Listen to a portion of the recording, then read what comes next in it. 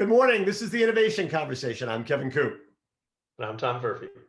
So, Tom, there are a couple of things I wanted to talk about this week. One was there was an announcement last week that Instacart is launching priority delivery and saying that they're introducing 30-minute delivery to more than 15 of the largest cities in the country that they focus on: Chicago, LA, Miami, more than 300 store locations.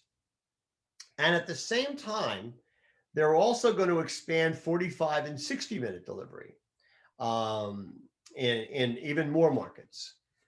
And listen, we've had a lot of conversations here about Instacart over the years. But I have to say, with a certain amount of grudging admiration, that they seem to be making them, they seem to be making themselves more indispensable than ever. I mean, if that's their goal, that these retailers will not be able to live without Instacart, they seem to be on their way.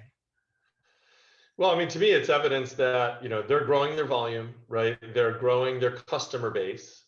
They're growing their base of, the delivery associates, the personal shoppers. And yeah, they're able to create the scale where, in a market, they have enough volume, enough density, enough ability to respond to that customer demand to be able to deliver on it. And yeah, you bet, it certainly does, make them more valuable to the end customers. Will create more volume, and then, less dispensable to existing retailers. They've got their own flywheel, right? I mean, it would seem to me, and making it even harder that if a retailer was considering, before this announcement came out, sitting there saying, "Hey, maybe we ought to, stop doing business with Instacart and do our own." They just they raise the bar, right? They said, "Well, okay, yeah, it's going to be more expensive for you to do, 60, 45, 30-minute delivery. And if you can't do it, well, we're also working with your competition, so we'll do it for them." So there is an implied threat in that as well. It's tough. I mean, the longer you wait to make the break, and even if you're not completely breaking, right, the longer you wait to begin to develop your own capabilities where you can foster, your own customer relationships and maintain that volume, the longer you wait, the tougher it is to break free. It's not going to be any easier next quarter or next year, certainly, than it is now. They keep making that tougher.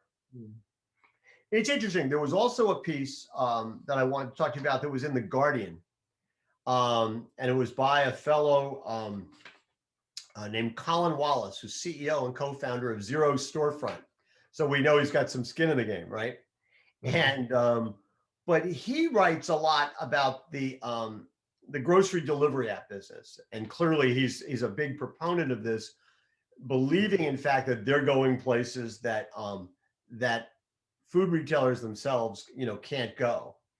I thought it was interesting how he sort of kind of framed it out. He said that grocery delivery apps are not in the grocery business, just in the data and logistics business. And there are four-sided marketplaces with two of the sides most people are just familiar with, which is the customer and the grocer. But there's always the courier side of the market and the product producers, manufacturers, as making up the fourth side. And the apps are trying to put themselves, as I understand it, in a position where they're making money from all of these guys, right? They're picking a little bit from everybody. I'm paying as a consumer. I'm paying to have it delivered. The grocer's paying them to make the deliveries for them. They're picking up promotion money from the manufacturer, which I still don't understand why retailers let that happen. And then also, making some money on the courier side as well. Well, I mean, he's right. It is a four-sided marketplace, and they are in, the kind of the information and logistics business now. I still argue or contend that there's a certain amount of margin that's available from the time, ingredients and products are sourced and manufactured through the manufacturer, distribution, and retail supply chains, ultimately to the customer's cupboard, right? There's so much economics available for everyone that participates in that. You add this new kind of disruptor on top of the traditional market with a very efficient way to connect customers to products, right? Connect that delivery person in there, and then as you create all and you as you serve all of these eyeballs with all these products, you have a fantastic venue for the brands to reach customers. Right. Yeah, that's right. It's a fantastic model that is not in the traditional grocery business. However, it's reliant on the traditional grocery business, and that very business that is, saddled with stores and labor and, kind of legacy infrastructure. Um, that I don't know how long that can continue to allow this other business model to basically ride on its back, right? So, whether it's Instacart breaking through and, doing their own product distribution, and not having to rely on the back of the industry, or it's incumbents in the industry getting better at the stuff that Instacart does, that being logistics, kind of digital capabilities, advertising and marketing and getting those dollars. Like something is going to have to give. It's not long-term sustainable that this business model gets to kind of sit on the top of our legacy business model and just reap profit off of that. Now they're not super profitable yet today, but Say they're not. There's not a lot of profit happening no, yet. there's a lot of investment dollars going in to support that. So, ultimately something across all these dimensions is going to have to give. That's why I still contend that while it's hard, existing retailers do need to develop these capabilities either on their own or via partnerships where they, I would say own, I hate saying own the customer relationship, where they are privileged to foster the customer relationship. Oh, yeah, I think that's really important.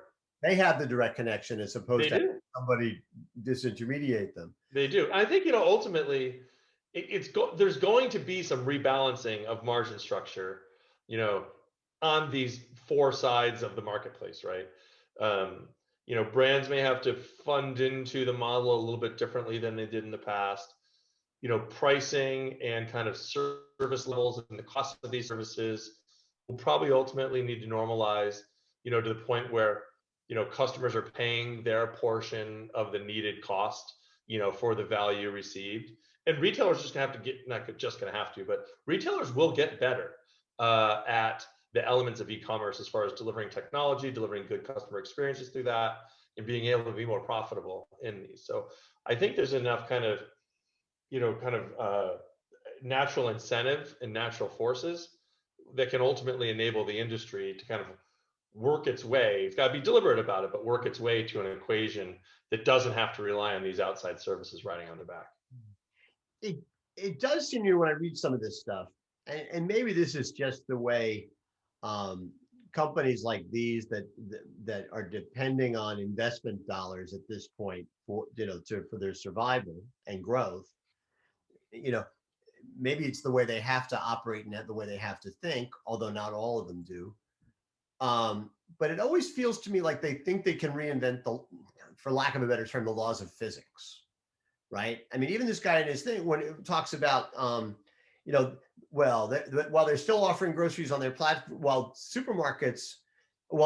grocery delivery apps are still offering groceries on their platforms, they don't have any of the infrastructure costs associated with the grocery business, employees, warehouses, trucks, and costly shops. Well, first of all, that's not entirely true. They have to have employees, right? And they have to have warehouses and they have to have trucks. I mean, it's not like they have nothing and they're driving. Well, right. Ultimately, either the retailers will have to be able to economically support it for them, or they'll have to go subsidize it or fund it and do it themselves. You need all that stuff to engage customers and get products to them. Right. Well, and even he makes reference in this thing about how supermarkets can't compete with the delivery apps, and as soon as I see that word compete, it just raises a red flag for me, because it's like, yeah, that's the point we've been trying to make, right, ad nauseum here, which is, yeah, these guys you're their client, but you're only the client as long as you're useful to them, and then you're going to become the competition, and you've given them the bullets with which to go after you. Yeah. Yeah. And the other thing he talks about, and this I don't understand, he says, and investors are betting that grocery delivery apps represent an entirely new type of business with fundamentally different margins and economics than the supermarket business. And this goes back to what you were saying before, right? Well, I mean, things cost what they cost. And there And is, it's not that you can't reimagine supply chains. We're going to need to do a lot of that, right? We got to reimagine how product gets from its original source ultimately through this business system, to the end customer. It can't be tacking a new model on top of the existing industry economics. There's just not enough economics there. So we're gonna have to rethink it. So yeah, I guess I would agree that traditional retailers can't win long term against this new business model as long as this business model is allowed to just sit on top of the existing infrastructure and get a free ride on that. Ultimately, if it's about forging relationships with customers, getting the business system, the business model right, and then designing the economics to support that, well, then they can compete, right? But so yeah, sure. If they're not going to change anything in their current business models, they won't be able to compete with, that current, the current app and delivery service providers. and then the other thing I wanted to talk, which kind of plays into all this, which is fascinating, because if you look at what all these guys are talking about, whether it's Instacart or Uber Eats or DoorDash, whoever it is, they're talking speed, they're talking convenience. That's where their emphasis is. Mm-hmm. And then there was another a piece, though, I saw the other day in which a very well-known analyst who knows a lot about e-commerce made the comment that, I quote, "I can make a logical argument that there are lots of reasons why many people would not be disadvantaged by the implicit wait," referring to grocery deliveries that take more than an hour to arrive. And this argument is, I think, for established routes, like what the milkman used to do when I was a kid. And therefore you buy the product and you wait for it to be delivered to you on the retailer's schedule, as opposed to my schedule. And I decide, well, I have real trouble with this one, simply because I think, well, yeah, that is as a consumer, I feel disadvantaged. I mean, part of the reason I probably buy so much stuff on Amazon is that, I buy it because I don't want to have to go to the store for it, and it just shows up as quickly as they can get it to me.